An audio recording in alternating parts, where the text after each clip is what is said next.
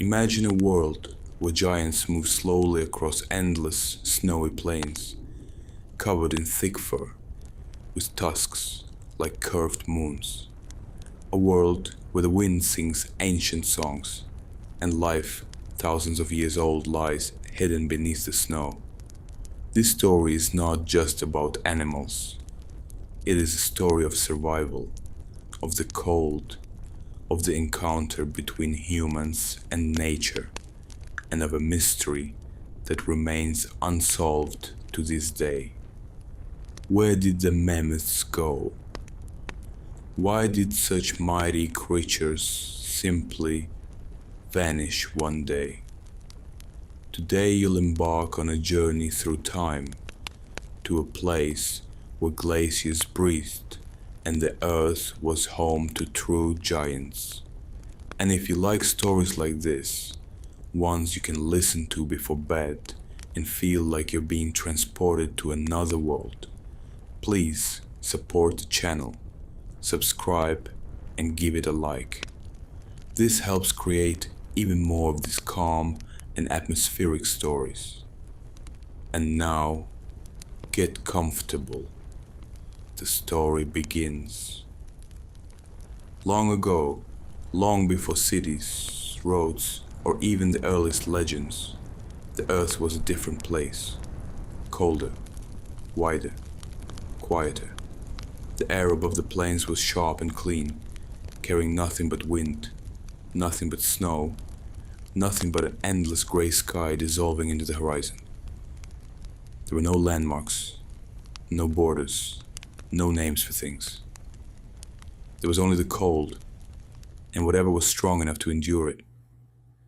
This was a world that did not forgive weakness. Only what could change would survive. And so across thousands of generations, something changed. The woolly mammoth did not appear suddenly, fully formed, as if conjured by the frost. It arrived slowly, the way all great things arrive, through patience, through pressure, through the quiet insistence of time.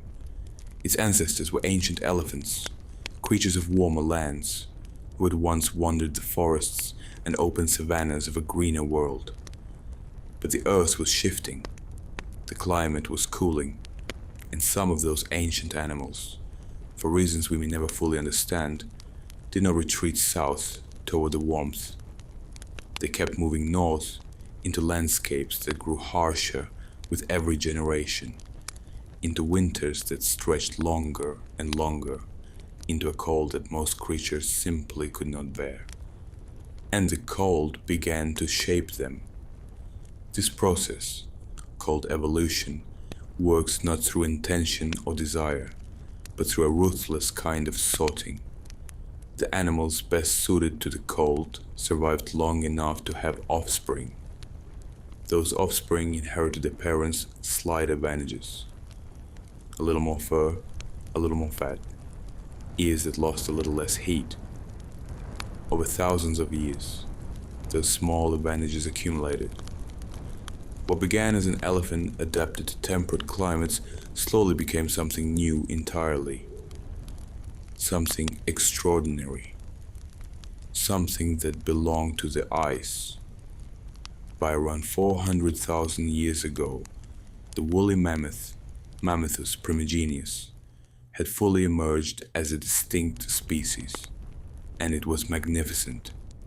Standing up to 11 feet tall at the shoulder and weighing as much as 6 tons, it was among the largest land animals of its time. But its size alone was not what made it remarkable. What made the woolly mammoth remarkable was how completely, how elegantly, how thoroughly it had been built for one of the most hostile environments on Earth. Begin with the coat. A woolly mammoth's outer layer consisted of long, coarse guard hairs that could reach lengths of 3 feet or more, hanging from the body like a shaggy curtain against the wind.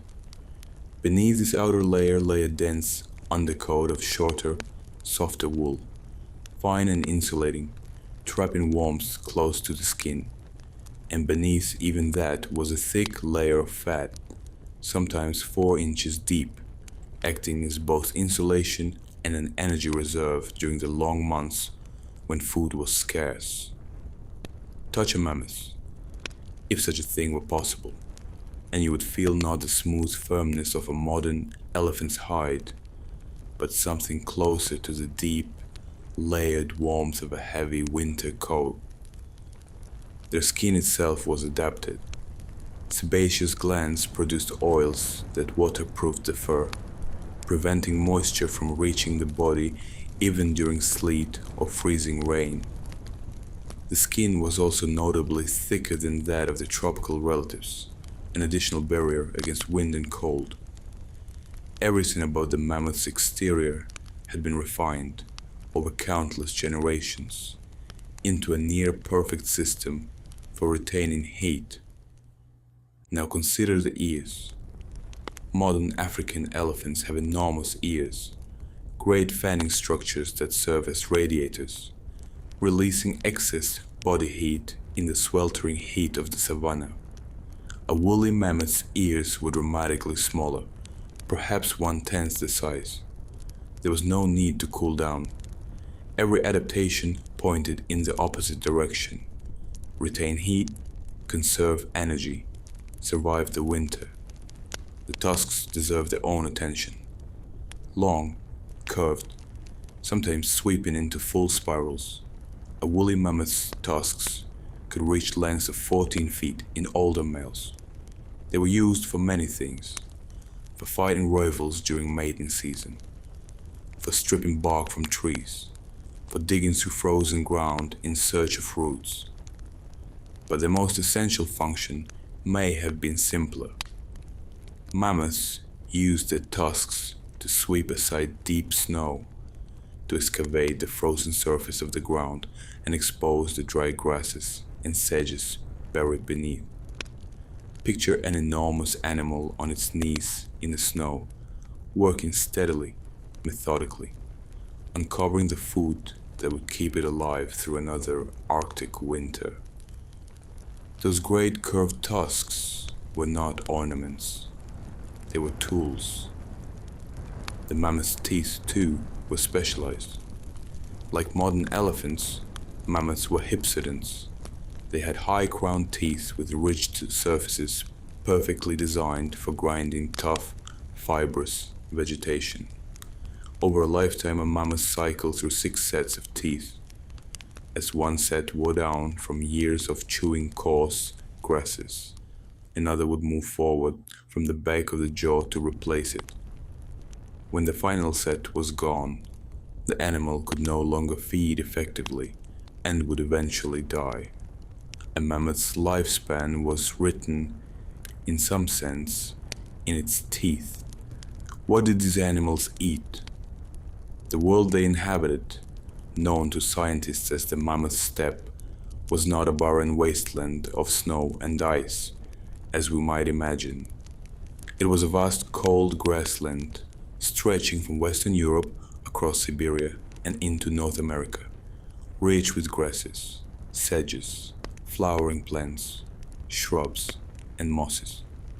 During the brief Arctic summer, this landscape briefly bloomed, providing an abundance of food. During the long winters, the grass dried and was buried in the snow, but it did not disappear.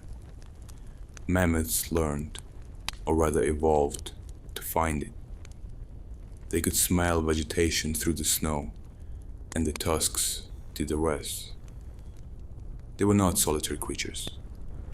Mammoths, like their elephant cousins, lived in family groups, led by the oldest and most experienced females. These matriarchs were the memory of the herd. They remembered the ancient migration routes, the locations of water sources that did not freeze, the sheltered valleys where wind was less punishing, the places where grass was deepest and most nourishing. The knowledge accumulated over decades and was the difference between survival and death for the entire group. Young mammoths stayed with their mothers for years, learning the landscape, learning to read the wind, learning all the things a mammoth needed to know. And so they moved through this vast, white world, slowly, patiently, deliberately. Great herds crossing frozen rivers, calves stumbling forward through deep snow, flanked on all sides by the warm, enormous bodies of their relatives. Old matriarchs leading the way, reading a landscape that had not changed in 10,000 years. It is easy, looking back across the distance of time, to see the mammoth as a symbol of a lost world. And in some ways, it was. But it is more accurate to see it as a triumph, an animal that rose to meet an impossible challenge and succeeded so completely that it dominated an entire continent for hundreds of thousands of years. The woolly mammoth was not a creature out of place in the cold. It was the cold's own creation. The ice did not threaten it. The ice made it. And for a long, long time, that was enough. The sun on the mammoth steppe was a pale and distant thing. Even in summer, it skimmed low across the horizon, casting long shadows over a landscape that seemed to stretch without end. In winter, it barely appeared at all, a brief, cold light on the southern edge of the sky before the darkness returned. And yet this world, so hostile to the human eye, was alive. Profoundly, stubbornly, magnificently alive. This was the mammoth's kingdom, and they knew every inch of it. To understand how mammoths lived, you must first understand the world they lived in. The mammoth steppe was the largest terrestrial biome of the Pleistocene epoch, a vast cold grassland that once covered more of the Earth's surface than any other single habitat. It stretched from the Atlantic coast of Europe eastward across Siberia, over the land bridge that once connected Asia to North America, and deep into the interior of the continent we now call Alaska and the Yukon. It was not a tundra in the modern sense, not the wet, boggy, sparsely vegetated landscape that covers much of the Arctic today. It was drier, colder, and far richer in plant life. Grasses and sedges grew in dense, continuous mats across the plains. Flowering plants erupted in brief, brilliant bursts during the short summers. Willows and dwarf shrubs hugged the ground in sheltered hollows. It was a hard world, but a full one, and it fed among many other creatures, the greatest land animal of the Ice Age. Mammoths were, above all else, creatures of movement. They did not stay in one place. They could not. An animal the size of a woolly mammoth requires an enormous amount of food. Estimates suggest that an adult male needed to consume between 180 and 400 pounds of vegetation every single day just to maintain its body weight and energy levels. No single patch of steppe could support a herd for long, and so they walked. They walked constantly, following the seasons, following the grass, following the routes that had been memorized and passed down through generations of matriarchs across thousands of years. These migrations were not random. They were deliberate, structured, and ancient. As winter deepened and snow buried the southern grazing grounds, herds moved. They crossed frozen rivers with a steadiness that suggested long familiarity. These were not new roads, but remembered ones, worn into the collective memory of the herd over generations. In spring, as the permafrost softened and the first grasses pushed through the mud, the herd shifted again, moving toward the freshest, most nutritious vegetation. Summer brought a kind of abundance, brief but intense, and the mammoths made full use of it, feeding heavily, building up the deep layers of fat that would carry them through the coming winter. Then autumn arrived, as the cold returned, and the great cycle began again.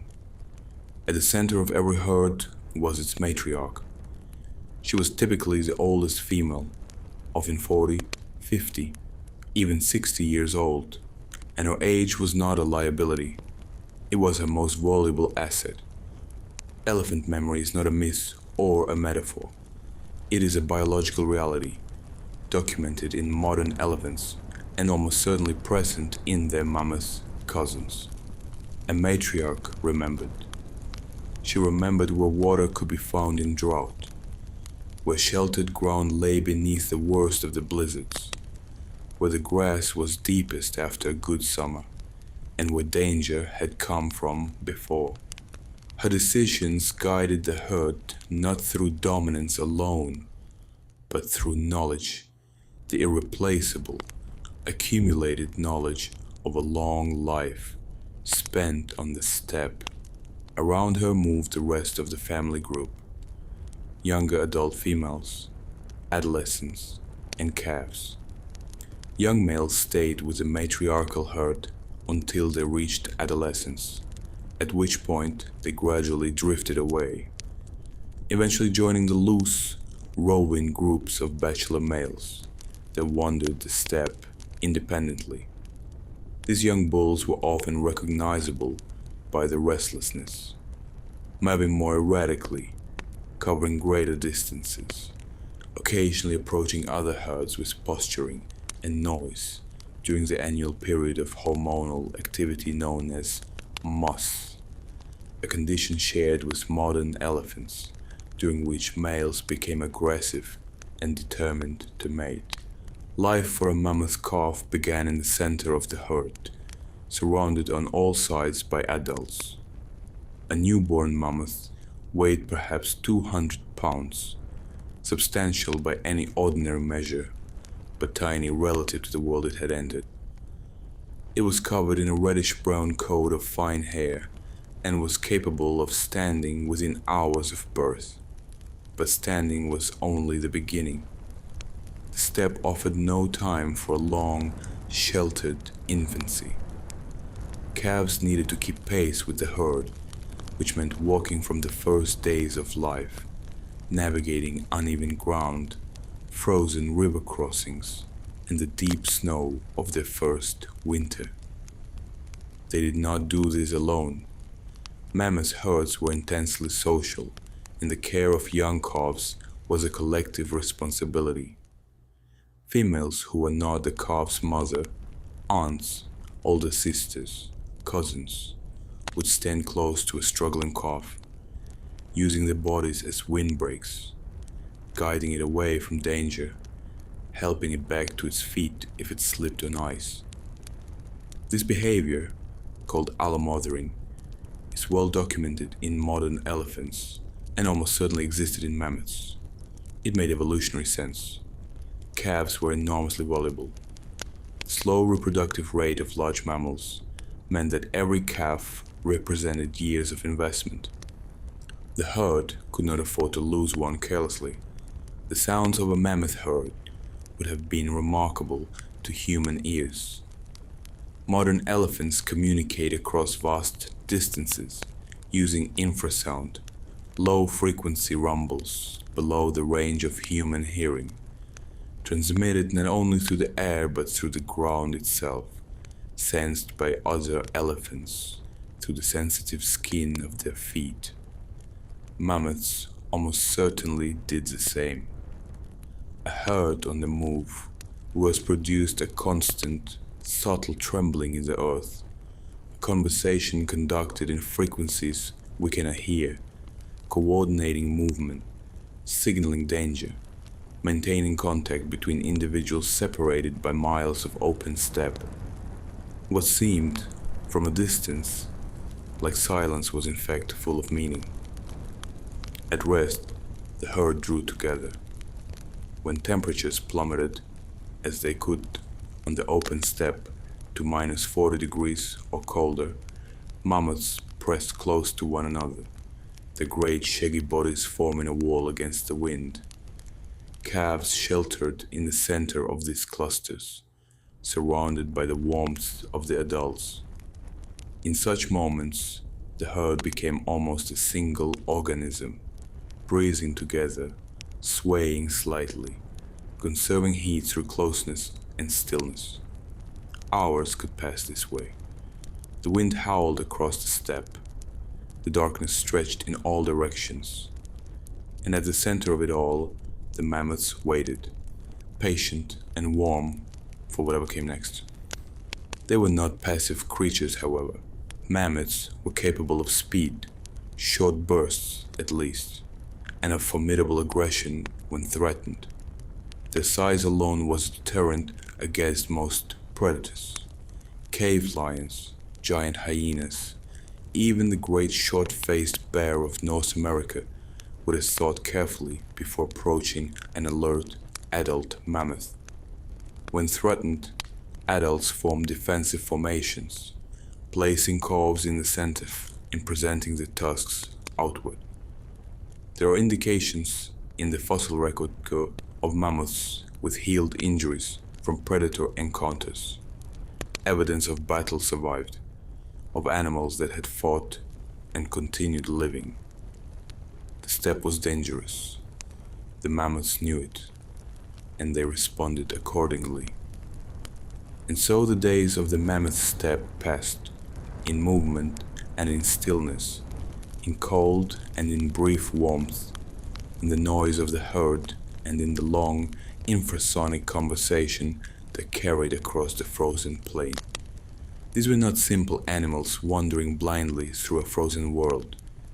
They were complex, intelligent, deeply social creatures, shaped by millions of years of evolution into something perfectly matched to their environment. They belonged there in the truest sense, not merely tolerating the cold, but thriving within it, organized by it, defined by it. The mammoth steppe was their world, and for a very long time, it was enough. They arrived quietly, as humans tend to do. There was no single moment of first contact, no dramatic encounter on an open plain, no instant of mutual recognition between two kinds of intelligence meeting for the first time. It happened gradually, over centuries and millennia, as modern humans spread northward and eastward out of Africa and into the cold landscapes of Europe and Asia. They came in small groups, following game, following rivers, following coastlines. They were curious, adaptable, and extraordinarily good at learning. And somewhere on the vast, windswept mammoth steppe, the world and the world of the mammoths finally overlapped. What those first encounters looked like, we cannot know with certainty, but we can imagine. A small band of hunters, perhaps a dozen individuals, crouched behind a low ridge of frozen earth, watching. Below them, in the broad flat valley, a herd of mammoths moved slowly through the snow. The animals were enormous, far larger than anything the hunters had faced before. The breath rose in clouds above their shaggy heads. The ground trembled faintly as they walked. The hunters watched for a long time before they moved at all. They were not equals. The mammoth outweighed a human being by a factor of more than 100. It was stronger, thicker skinned, and equipped with weapons, those great curving tusks that could kill a person with a single blow. A lone human, armed with a spear, could no more bring down a woolly mammoth than bring down a boulder. This was not a contest of individual strength. It never was. The remarkable thing about early humans was not their physical power, but their minds. Their ability to plan, to cooperate, to solve problems together that no single individual could solve alone. And so they planned. The hunting strategies used by Paleolithic people against mammoths were varied, and the evidence for them comes from multiple sources: archaeological sites, the distribution of mammoth bones, the topography of landscapes surrounding known kill sites, and careful study of how modern hunter-gatherer peoples approach large, dangerous prey. What emerges is a picture not of reckless bravery, but of careful, patient, collective intelligence. One approach involved driving. Hunters would spread out around a herd, or around a lone animal thus separated from its group, and use noise, fire, and coordinated movement to steer it toward a natural trap. The edge of a cliff, a steep-sided ravine, a frozen lake whose ice might not hold the weight of a 6-ton animal. The mammoth did not need to be killed by human hands directly. The landscape could do much of the work if the hunters understood it well enough to use it, and they did. There's evidence from multiple sites in Europe and North America of mammoths that died in exactly these kinds of circumstances. Bones found at the base of cliffs, in bogs, at river crossings, clustered in ways that suggest not random misfortune, but deliberate human action. Another approach was ambush. Young, old, or injured animals were the preferred targets, individuals separated from the protective formation of the herd, already weakened by age or sickness, less capable of the explosive defensive response that a healthy adult could deliver. Hunters would approach downwind, moving slowly and silently, closing the distance until they were near enough to drive spears into the animal's flanks or underbelly, where the hide was thinner and the vital organs closer to the surface.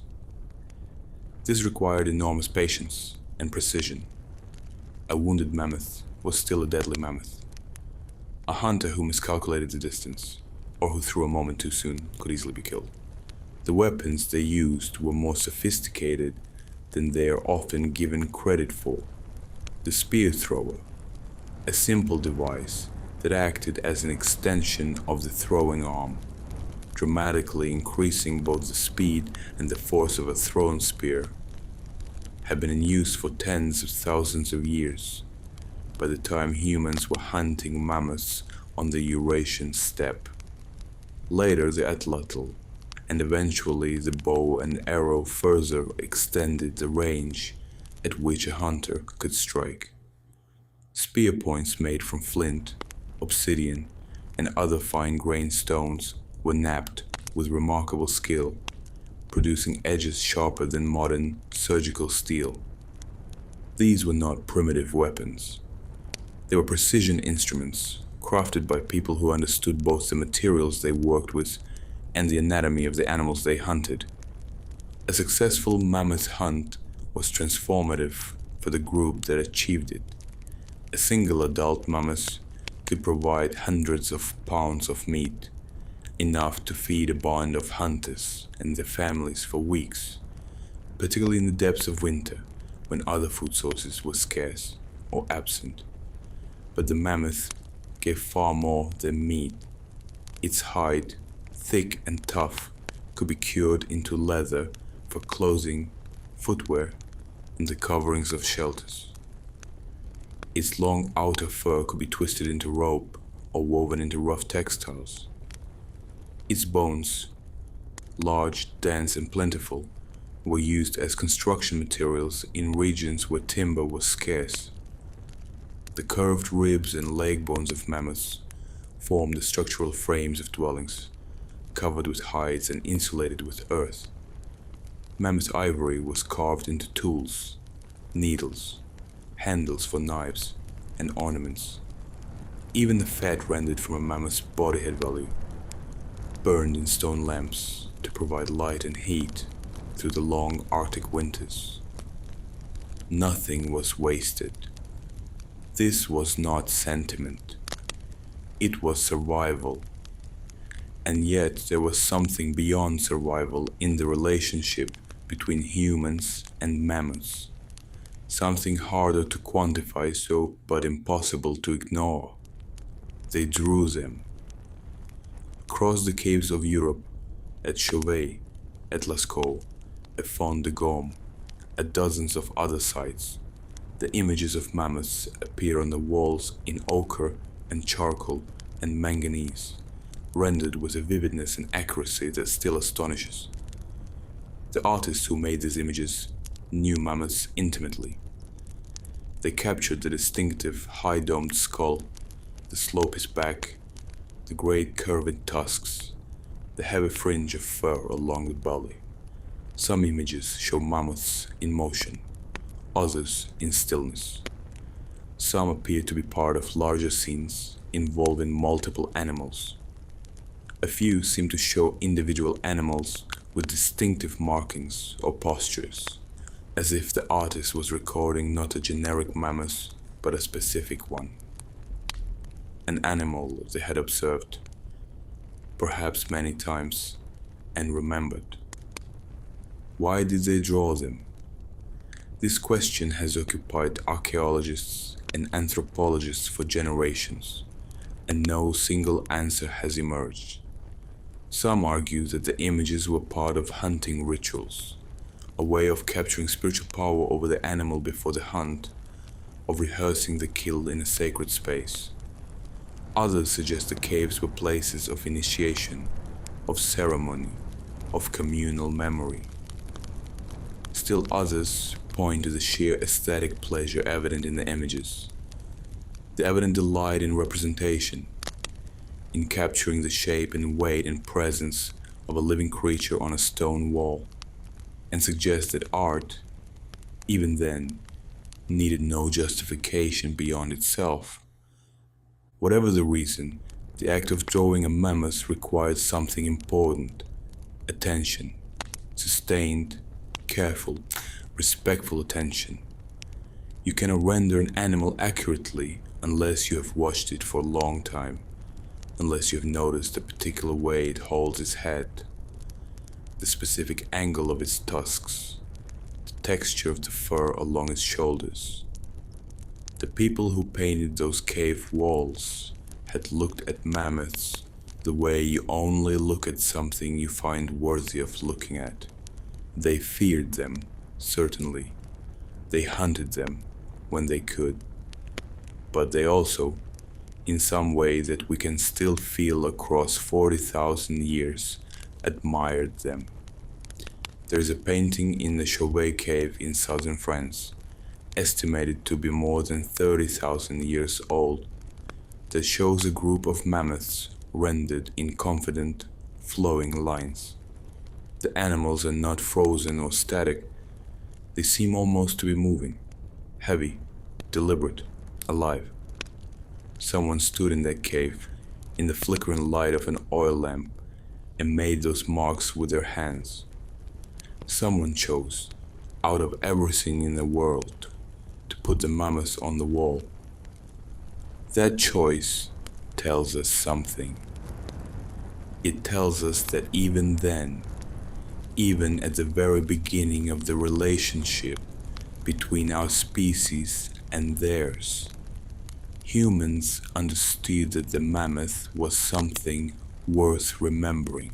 It did not happen all at once. That is perhaps the most important thing to understand about the extinction of the woolly mammoth, that it was not a single catastrophe, not one terrible winter or one final hunt, but a long, slow unraveling, a fraying at the edges of a world that had held together for hundreds of thousands of years, coming apart thread by thread, season by season, generation by generation, until one day there was nothing left to fray. The end began with warmth. Around 15,000 years ago, the Earth's climate entered a period of profound and accelerating change. The glaciers that had shaped the planet for tens of thousands of years began to retreat. Ice sheets that had covered vast stretches of North America and Eurasia pulled back toward the poles, exposing bare rock and churned soil beneath. Sea levels rose as the meltwater flooded into the oceans. The land bridge connecting Asia to North America, the broad flat corridor across which both mammoths and humans had once walked freely, disappeared beneath the waves of what would become the Bering Strait. The world was reorganizing itself, and it was doing so faster than any living thing could easily accommodate. For the mammoth steppe, the consequences were devastating.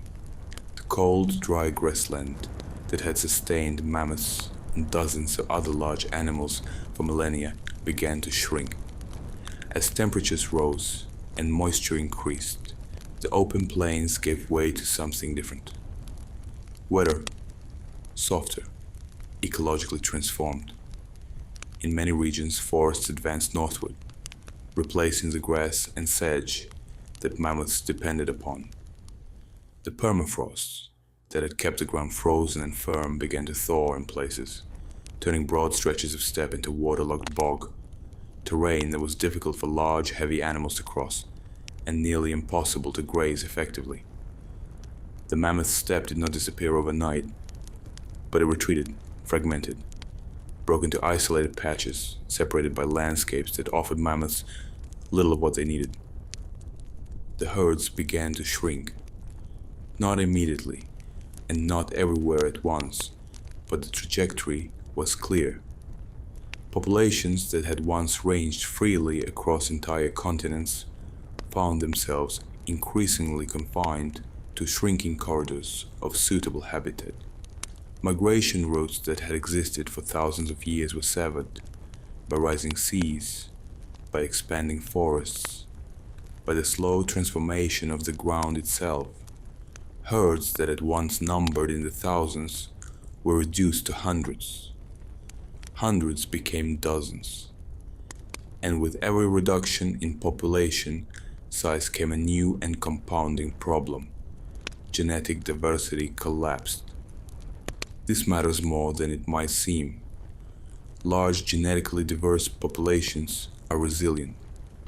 They contain within them a wide range of inherited variations, some of which will prove useful in the face of new challenges. Small isolated populations lose this resilience rapidly.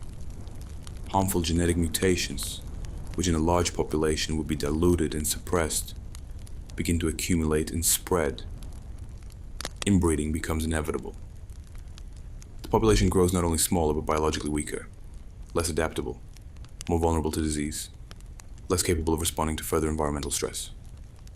Scientists studying mammoth DNA recovered from permafrost specimens have found clear evidence of exactly this process. In the final millennia of the species, genetic diversity declined sharply, and the signs of inbreeding and mutational accumulation are unmistakable in the ancient genomes. But climate alone may not have been enough to finish them. Into this contracting world came the other pressure, the one that walks on two legs. By the time the mammoth steppe began its long retreat, humans were everywhere. They had spread across Europe, Asia, and the Americas with remarkable speed, carrying with them not only their spears and their fire, but their intelligence, their relentless ability to adapt, to learn, to exploit whatever resources a new environment offered. Wherever they went, they hunted. And wherever they hunted large animals that had never encountered human predators before, those animals suffered disproportionately. This pattern, called the overkill hypothesis, or more broadly so the concept of Pleistocene overkill, was first proposed by the ecologist Paul Martin in the 1960s and has been debated intensely ever since. The core observation is striking. Across the globe, the extinction of large mammals correlates with remarkable consistency to the arrival of modern humans. In Australia, where humans arrived roughly 50,000 years ago, the great megafauna, giant wombats, enormous kangaroos, a tortoise the size of a small car, disappeared shortly afterward. In North America, the arrival of humans around 13,000 years ago was followed within a few thousand years by the extinction of mammoths, mastodons, giant ground sloths, American horses, and dozens of other large species. The timing is not proof, but it is deeply suggestive. Mammoths, for all their size and power, were poorly equipped to cope with human hunters. They reproduced slowly. A female mammoth carried a calf for nearly 2 years before giving birth, and calves required years of intensive care before they were independent. This meant that mammoth populations could not recover quickly from sustained hunting pressure. Remove too many adults from a herd, and the herd may never replace them. Kill enough calves, and a generation is simply lost. Human hunters did not need to be particularly efficient to be devastating. They only needed to kill slightly more mammoths, year after year, than the population could replace. Given enough time, even modest overhunting would be enough. And the humans of the late Paleolithic were not modest hunters. They were skilled, coordinated, and highly motivated.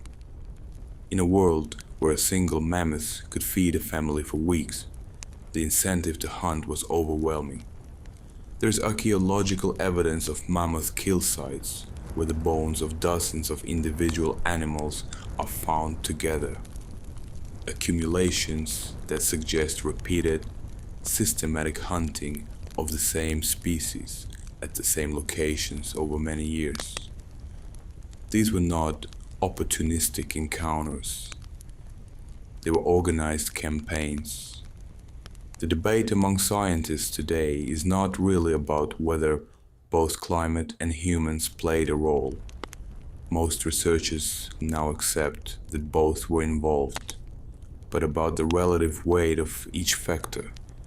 In some regions, and at some times, climate change may have been the dominant pressure.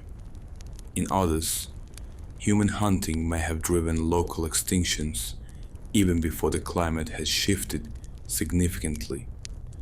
The picture is complex, geographically varied, and still not fully resolved. What is clear is that the two pressures combined, shrinking habitat and sustained hunting, created a situation from which the mammoths could not recover. The end came in stages. By around 10,000 years ago, mammoths had disappeared from most of their former range, from Europe, from the continental interior of Asia, from North America. But they didn't vanish entirely, not yet. On islands isolated from the mainland, small populations persisted, cut off from both human hunters and from the full force of the changing climate. On Wrangel Island, a remote Arctic outpost, north of Siberia, woolly mammoths survived until approximately 4,000 years ago, long after the pyramids of Egypt had been built, long after the first cities had risen in Mesopotamia, long after the Bronze Age had begun in Europe. They were smaller than their mainland ancestors, reduced by the pressures of island life and limited resources, but they were still mammoths, still walking the frozen ground, still digging through snow for grass with their great curved tusks. And then, quietly, they were gone. There was no witness to the last mammoth, no one standing on the tundra of Wrangel Island on the day the final animal died, no one to record the moment or mark it in any way. The last mammoth simply stopped living, as all things eventually do, and the species that had walked the earth for 400,000 years ceased to exist. The steppe that had shaped them was gone. The herds that had sustained them were gone. The matriarchs who had carried the memory of migration routes across decades were gone. There was nothing left to remember, and no one left to remember it. Just the bones, slowly settling into the permafrost.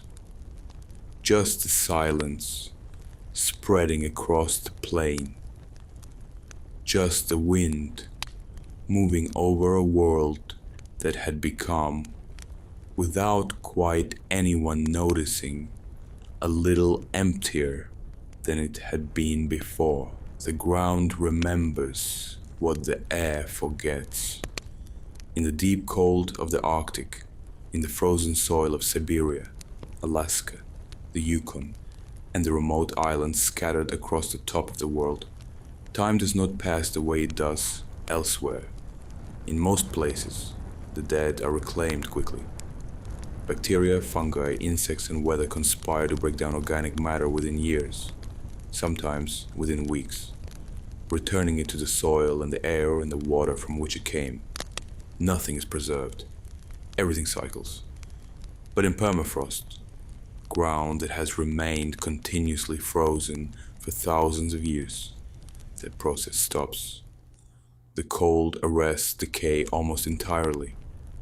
What falls into the permafrost, or is buried by it, is held, suspended, kept. And what has been kept in that frozen darkness is extraordinary. Woolly mammoths have been emerging from the permafrost for centuries. Indigenous peoples of Siberia encountered their bones and tusks long before Western science took notice.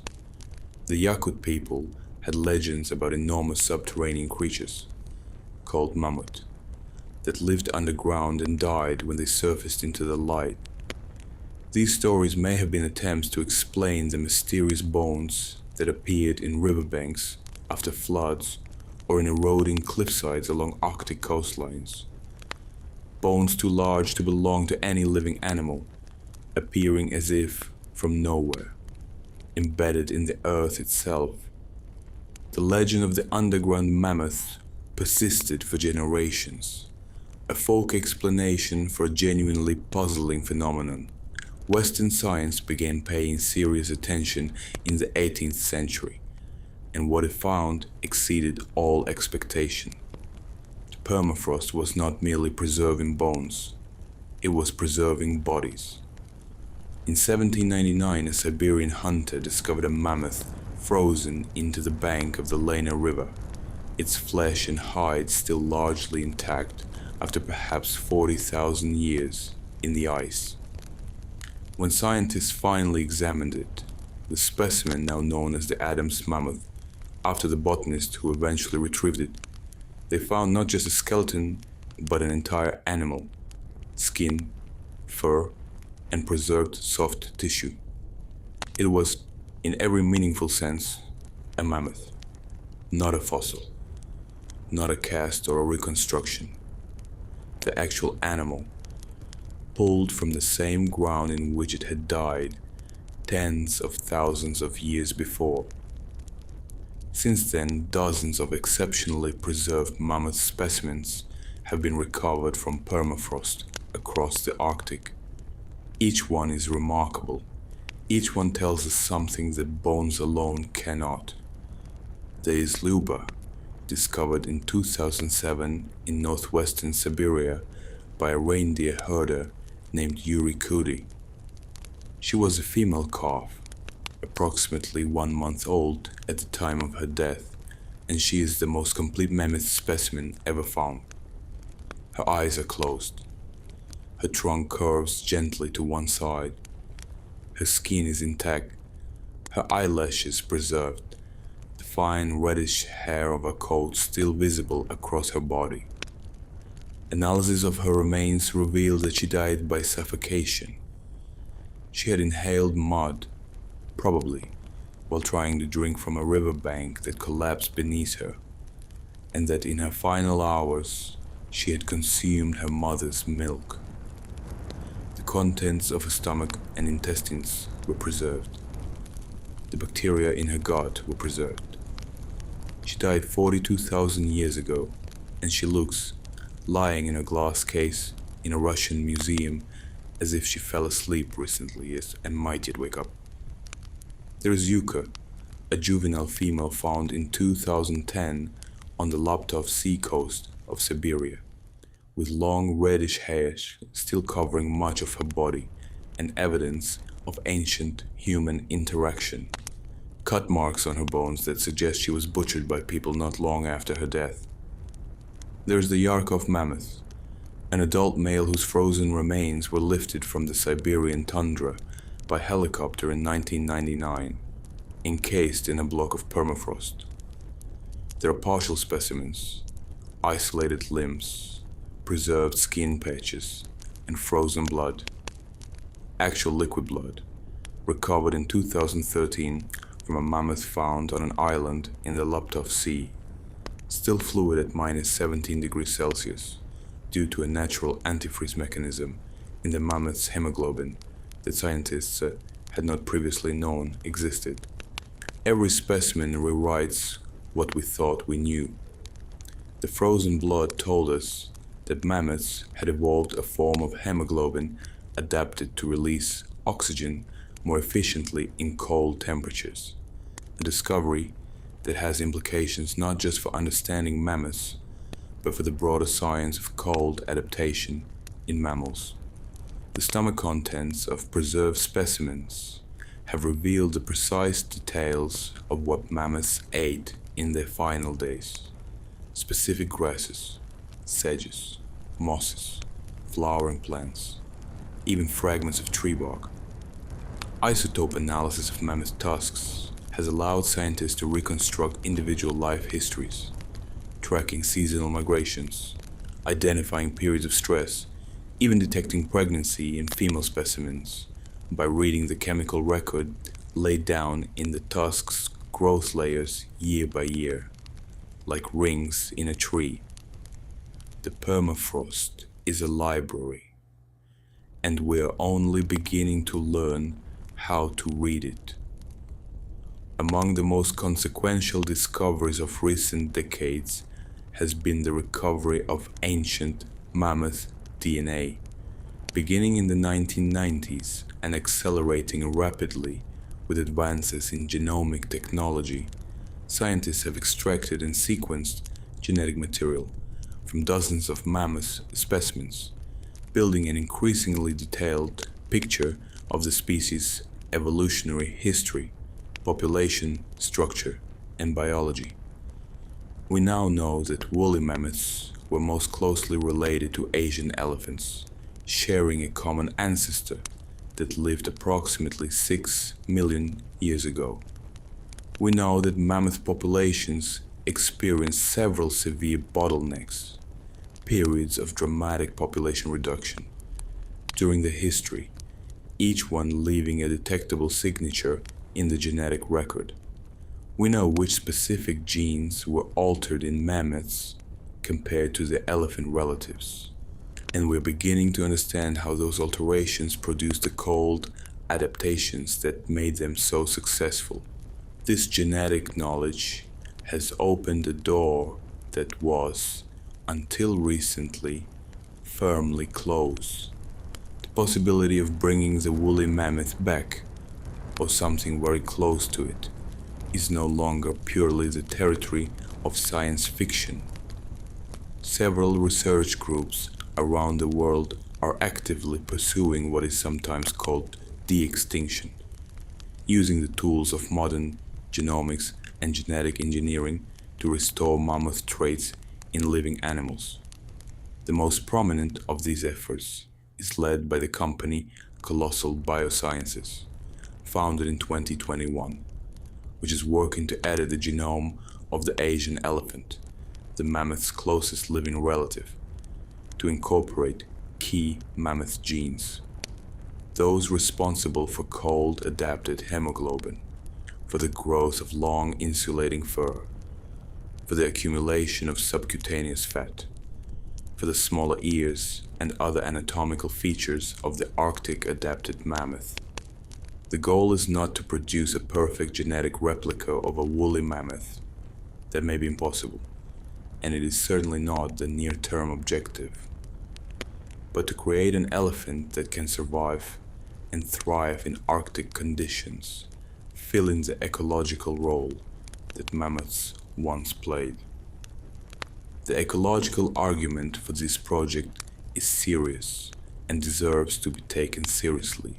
There is growing evidence that the presence of large grazing animals on the Arctic steppe, animals that compact snow, knock down shrubs, and encourage the growth of grasses, helps maintain the permafrost by preventing it from warming and thawing. The thawing of Arctic permafrost is one of the most consequential potential feedback loops in the current climate crisis.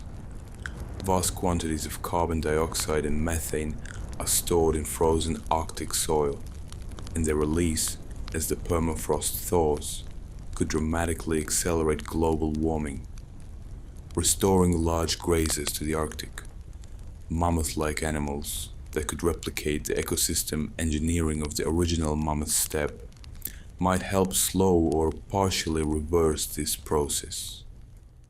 The mammoth, in other words, might matter not only as a relic of the past, but as a tool for managing the future. Whether this will succeed, whether the scientific, ethical, and logistical challenges can be overcome, remains genuinely uncertain. Creating a cold-adapted elephant is one thing.